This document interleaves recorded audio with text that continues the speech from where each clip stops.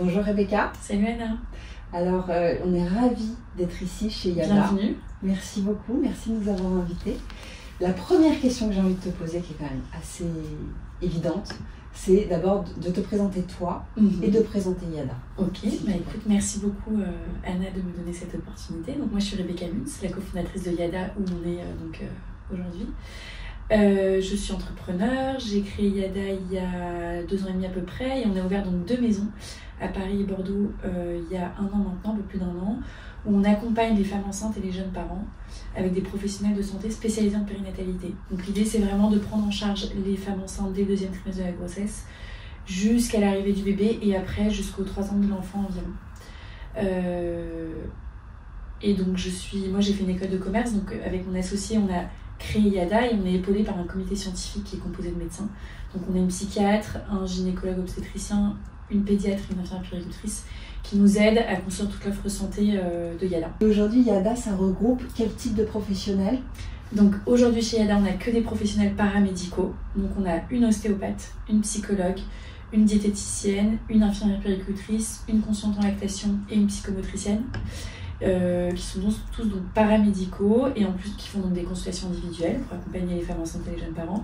Et en plus de ça, on a une grande salle collective au fond où on fait des cours de sport adaptés aux femmes enceintes et en postpartum. Et tu as dit, quand tu as commencé la présentation de Yada, tu as dit au 2e trimestre de la grossesse. Ouais. Pourquoi ça commence à ce moment-là? Alors en fait, nous, on s'est basé sur la définition d'une période qui s'appelle la période des 1000 premiers jours, qui a plein de bornes de départ et bornes de fin.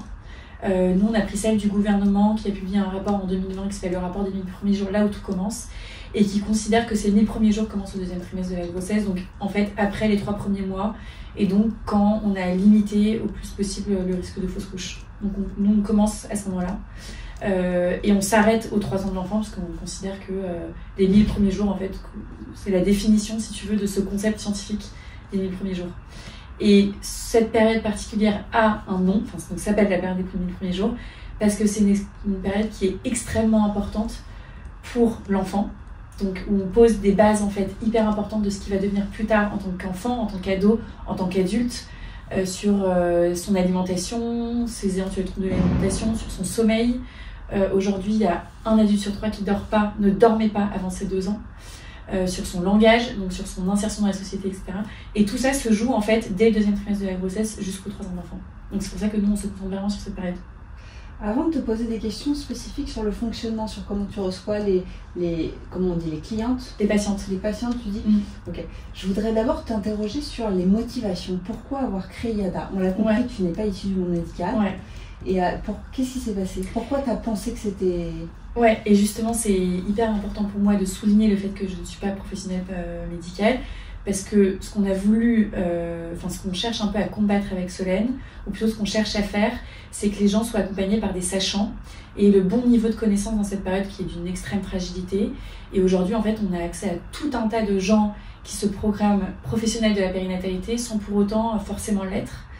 Donc en fait, quand moi, j'ai 2 filles et j'ai une fille Angélique qui a 3 ans, et donc au début, mes premiers mois postpartum, j'ai eu la chance de tomber sur une infirmière puéricultrice qui m'a sauvée sur les nuits d'Angelina. Vraiment, elle m'a aidée, incroyable.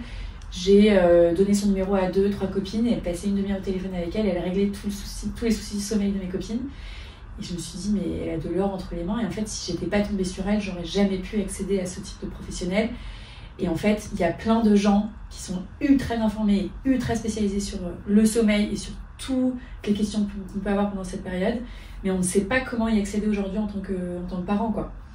En parallèle de ça, il y a eu donc ce fameux rapport des 1000 premiers jours du gouvernement qui est vraiment la base de Yada aujourd'hui.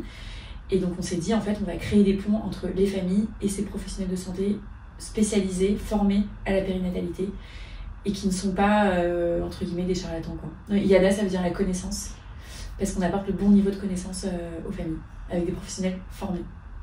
C'est vraiment la base de Yada.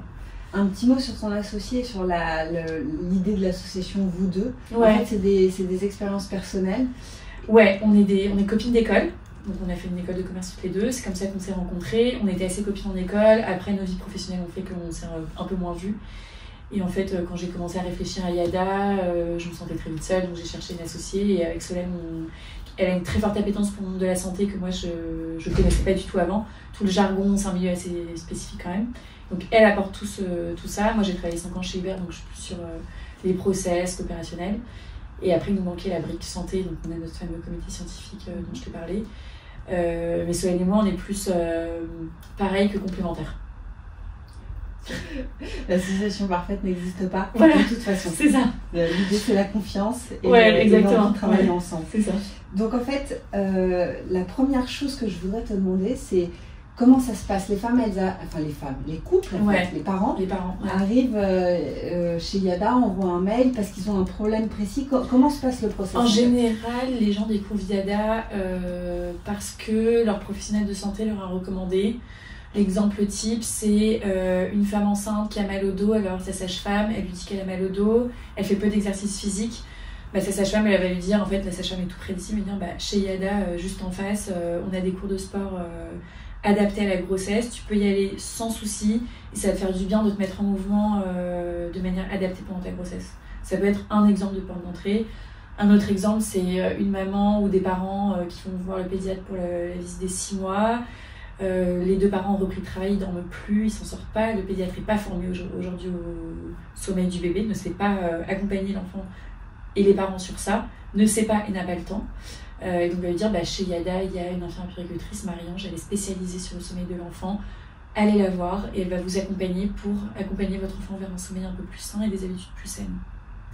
Et voilà, et après, une fois qu'elles ont fait le premier pas pour arriver chez Yada, là, on leur explique tout ce qu'on propose et donc on peut vraiment les accompagner sur littéralement tous les sujets qu'elles peuvent avoir, que les familles peuvent avoir pendant cette période. Donc les maux de dos avec notre ostéopathe, il y a quand même une femme sur 6 qui fait une dépression du postpartum, une femme sur 3 qui a des grosses anxiétés psychologiques à la découverte de sa maternité, que ce soit enceinte ou après. Donc on a une psychologue qui est ultra formée à ça. Voilà, on les prend, une fois qu'elles viennent une première fois, on leur explique tout ce qu'on a et on les prend en charge sur la totalité de ce qu'on propose. L'idée, c'est qu'on soit vraiment en fait le repère des familles. On sait que chez Yada, il y a la réponse à la question qu'on se pose et il y a le professionnel de confiance. Et plus besoin de demander à droite à gauche, est-ce que t'as pas un ostéo qui peut m'aider, est-ce que t'as pas une diététicienne, il faut que je perde du poids, etc. Et on sait que chez Yada... La psychomotricienne? Psychomotricienne, c'est un peu particulier parce que c'est un professionnel qu'on voit sur prescription médicale. Et c'est à partir des premiers retards ou de signes de retard de développement psychomoteur. Donc c'est typiquement un enfant en crèche qui ne va pas se déplacer à l'âge auquel on s'attend qu'il fasse ses premiers déplacements. Donc la crèche va demander de regarder ce qui se passe. Donc la famille va aller voir le pédiatre et le pédiatre va, oui ou non, envoyer vers un psychomotricien ou une psychomotricienne. D'accord, donc c'est un tout petit peu à part. Un tout petit peu à part parce que c'est sur prescription médicale. Ouais. D'accord. Sachant qu'à côté de ça, on a aussi des ateliers parents-enfants. Donc on fait des ateliers de gym éveil animés par notre psychomotricienne 2 fois par semaine. Et là, c'est plus le cas, par exemple, d'une famille qui se dit « Ah, mais mon enfant a 15 mois, il ne marche toujours pas. » En fait, il n'y a rien d'anormal, mais les parents sont un petit peu stressés. Donc, ils vont venir 1 heure à notre atelier de gym éveil et la psychomotricienne va un peu stimuler l'enfant et va montrer aux parents comment mettre le bébé debout et comment l'aider à faire ses premiers pas pour refaire les exercices à la maison. D'accord. Donc, en général, une femme, à chaque fois je dis une femme, mais d'ailleurs, la place du père dans tout ça. Le coparent. La place du coparent. Ouais. On est ouvert aux coparents. Le prix de tout ce qu'on propose, c'est pour un bébé. Les gens viennent seuls ou à 2. Autant les parents que les mamans solo. Enfin, on accueille vraiment chez Yada tout type de schéma familiaux. Et ils viennent à 2? Ils viennent à 2, ouais, bien sûr. Ça dépend des... Il y a des sujets très spécifiques où ils viennent à 2 et des autres sujets où, en général, la mère vient seule. Mais oui, ils viennent beaucoup à 2, plus qu'on le pense. C'est vrai? Ouais. D'accord. Et donc on l'a compris, la mission du centre, c'est d'accompagner les parents et le bébé jusqu'aux 3 ans du bébé. Ouais. À partir de 3 ans, on considère que Yada a fait son job. Alors moi, après, c'est la citation de Boris Cyrulnik que j'adore et que je ressors à chaque fois. C'est que, en fait, c'est un peu comme une partie d'échecs. Et les premiers coups, donc l'équivalent du 0-3 ans, sont décisifs. Mais après, la partie n'est pas finie et la partie doit encore se jouer, quoi. Donc, jusqu'à 3 ans, à 3 ans, on n'a pas fini avec son enfant, son éducation et tout ça. Mais disons qu'on a bien démarré, quoi. D'accord. Voilà. Ok. On a lancé, on a mis tout le monde sur la rail. Exactement. Ouais. Okay. Et les gens reviennent pour le deuxième derrière? Ouais, alors nous, on a ouvert notre centre il y a 1 an. donc t'as peu de... Donc léger. Par contre, avant d'ouvrir, on faisait des ateliers dans des lieux tiers qu'on louait un peu pour commencer notre activité avant d'avoir les locaux. Donc on a accompagné ce qu'on appelle des primipares, donc des parents qui avaient leur premier enfant il y a 2 ans. Et là, les mamans reviennent pour des cours de sport, elles sont enceintes. On n'a pas encore eu l'accouchement du deuxième, mais ouais. On a des familles qui reviennent. Ça doit être hyper gratifiant. Ouais. Ça c'est le mieux de revoir. Il y a 2 choses que j'adore, c'est suivre la femme enceinte et la revoir avec son bébé après et de voir que voilà, elle est venue avant, de rencontrer le bébé, on a vu le ventre grossir et tout. Et j'adore quand les familles reviennent pour leur deuxième, leur troisième enfant, etc. Quoi. Ça montre que elles ont trouvé ce qu'elles cherchaient chez Yada et qu'elles continuent de venir le chercher même pour leur deuxième enfant. Et alors j'ai une question sur la question des partenaires. Ouais. C'est-à-dire que j'imagine que Yada n'existe pas et pas seule, et elle est dans tout un écosystème avec les soignants, on l'a compris, mais ça marche dans les 2 sens. C'est-à-dire que vous avez des prises en charge par exemple plus compliquées, vous pouvez orienter vers des professionnels de santé auxquels vous avez confiance. Complètement. Donc déjà on a ce comité scientifique qui peut nous recommander des professionnels selon les problématiques, parce qu'effectivement ce que tu dis, on a des prises en charge compliquées, ça peut appeler à trouver des professionnels ultra spécialisés que moi, Rebecca ou Solène ne connaîtrions pas. Donc on a ce comité scientifique qui nous aide pour rediriger les patients. Et sinon, évidemment, on a un écosystème ultra local autour de nos maisons, de professionnels spécialisés en périnate, que ce soit des sages-femmes, des médecins généralistes, des pédiatres, des psychiatres. Tout ça, on en connaît et on les conseille volontaires à nos patients quand il y a des sujets.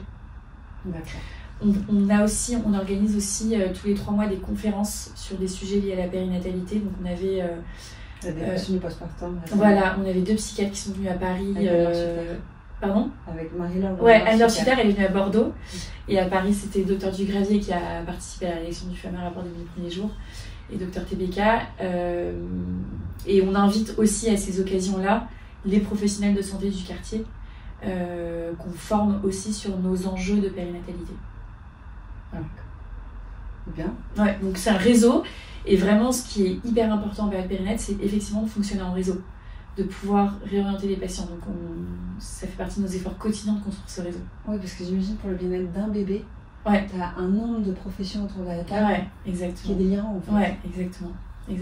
Et c'est aussi pour ça que chez Yada, on travaille en équipe, on a des temps dédiés à l'échange interpluridisciplinaire, parce qu'on a des cas qui nécessitent que nos professionnels au sein de chez Yada, sans parler même des professionnels extérieurs, communiquent entre eux et échangent pour réfléchir à comment mieux accompagner cette famille, ce bébé, cette maman. Et il y a une autre question que je voulais te poser, c'est quand je suis entrée, il y avait un couple qui était là avec un tout petit bébé. Que j'ai raté. En fait, il parlait à ta collègue du café des parents. Et genre, ça avait l'air d'être important, quoi. L'idée, c'était de pouvoir d'échanger entre parents, etc. Et effectivement, il y a ce truc-là de ne pas se sentir complètement seul au moment de un peu de temps après l'accouchement, quand papa dormit, quand tu as ta vie, etc. Et comment tu organises ces moments de sociabilité qui, en soi, peuvent être d'une grande aide, en fait. Avant, donc, on a pendant très longtemps chez Yada, les moments de sociabilité, c'était beaucoup par les cours de sport, parce qu'en fait, ils sont très réguliers. On peut les faire immédiatement après l'accouchement, donc très tôt. Et en fait, les mamans, pendant 4 mois, pendant tout leur congé mat, elles se suivent. Donc elles nouent des liens et elles restent après le cours de sport, dans la salle d'attente, à discuter, allaiter, donner le biberon, tirer leur lait, etc. Et depuis peu, on a lancé ces fameux cafés parents qu'on fait une fois toutes les 2 semaines chez Yada. Et en fait, il y a 2 professionnels de Yada et ça tourne à chaque fois, donc c'est jamais les mêmes professionnels. L'idée, c'est que les mamans échangent, en fait, c'est quasiment que les mamans qui viennent, c'est assez rare qu'on ait les coparents. Ils échangent entre eux et t'as le professionnel de Yada qui va un peu guider la discussion, éventuellement apporter des éléments de réponse aux discussions, aux questions que peuvent se poser les familles. Et ça crée, c'est pareil, c'est une occasion pour les mamans de sortir de chez elles et de voir d'autres personnes et de se sentir moins seules, que leurs problématiques, c'est pas les seules à les vivre, etc. De dédramatiser un peu ce qu'elles veulent. Et de l'isolement qu'on vit de fait. Ça, c'est aussi pour ça qu'on a créé Yada, parce qu'en fait, on aurait très bien pu se dire, créer des ponts entre les professionnels et les familles, on fait un annuaire et basta, t'as ton annuaire et tu vas avoir ta psychologue que t'as trouvé sur l'annuaire de Yada. Mais ce qui était hyper important pour nous avec Solène, c'était d'avoir un lieu et de rompre avec cet isolement que tu peux avoir en congé mat quand tu es seule à tourner en rond avec ton bébé qui potentiellement a un RGO++, et tu t'en sors plus en fait. RGO ? Un reflux pathologique. D'accord. Qui fait que le bébé pleure énormément. D'accord. Et que tu prends ta douche à 18h et que déjà c'est un... Ouais, tu prends même pas de douche. D'accord, donc l'idée c'était de créer un cocon. Ouais, c'est ça, on avait beaucoup de remarques de gens qui nous disaient mais faites une nappe, ça suffit, ce sera scalable et tout. Et on était là, mais pas du tout en fait. À côté de la plaque totale de nous donner ce conseil, nous on veut des lieux physiques et on fera des lieux physiques parce qu'on veut que les gens s'attachent à un lieu, rencontrent d'autres mamans, même voient physiquement le psychologue plutôt que faire une visio avec le psychologue. Donc hyper important pour nous. La next step de Yada, c'est quoi ? C'est de mailler tout le territoire français, d'en ouvrir partout en France. D'accord. Pour toucher le plus de monde possible. Mais même à Paris, on pourrait en avoir un autre dans un autre arrondissement, quoi. C'est vraiment ultra local, Yada, en fait. Donc les prochaines étapes, c'est ça. Et en termes de professionnels de santé, ouais. Que ce soit paramédical ou médical, ouais. tu ajouterais quel type de... nous, on travaille déjà qu'avec des professionnels qui sont diplômés d'État. Donc par exemple, moi j'adorerais avoir une doula chez Yada. Donc une doula, c'est des personnes qui accompagnent les femmes pendant leur grossesse jusqu'au jour de l'accouchement avec un soutien qui n'est pas du tout médical et qui est assez différent de celui de la sage-femme. Mais en fait, c'est pas une profession qui est réglementée. Donc trouver une doula qui va être au bon niveau de connaissances, etc., c'est très difficile. Donc aujourd'hui on n'en a pas et donc mais après c'est aussi notre métier, hein, Solène et moi, c'est de trouver les bons professionnels, c'est de réussir les nouvelles professions qu'on veut intégrer, en fait c'est d'arriver à craquer un truc ou comment est-ce qu'on identifie ces bons professionnels qui sont pas diplômés d'État et qui pourraient venir travailler chez Yada. En fait c'est très facile aujourd'hui de se dire on prend que des infirmières, des ostéos, des psychologues, tout ça, ils ont des diplômes reconnus par l'État, donc facile de les recruter. Mais une doula, c'est très très compliqué. Il y a 10 000 écoles, etc. Et je prends l'exemple de la doula, mais c'est pareil pour les naturopathes, pour ceux qui font de l'hypnose, tout ça, c'est difficile. Ça, c'est un peu notre next challenge en termes de profession qu'on aimerait intégrer chez Yada. Mais c'est pas facile. Parce que tu sens, la doula, ça paraît évident, mais naturopathe, hypnothérapeute, etc., tu sens la demande. Ouais, hypnothérapeute, c'est quand tu as des grosses appréhensions autour de l'accouchement. Tu peux te faire accompagner par de l'hypnose déjà pour réduire ce stress et après pour faire un peu d'auto-hypnose au moment de l'accouchement par exemple. Il y a ça, et sur la naturopathie aussi, ça peut en postpartum, pour tout ce qui est cicatrisation, récupération du sommeil, avoir un peu plus d'énergie, tout ça, c'est pas de la naturopathie, ça peut être vachement bien. Mais il faut un naturopathe ou une naturopathe qui soit extrêmement bien formée. Et on peut pas se permettre de prendre quelqu'un...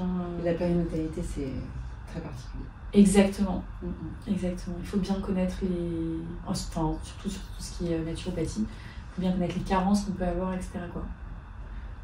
Écoute, a priori j'ai fait le tour. Est-ce qu'il y a une question que je ne t'ai pas posée que tu aurais aimé que je te pose ? Non, je pense que j'ai fait passer tous les messages, t'as d'avoir très bien compris. Tu résumais très bien les réponses. Et non, j'ai tout dit. Merci Rebecca. Avec plaisir, Anna.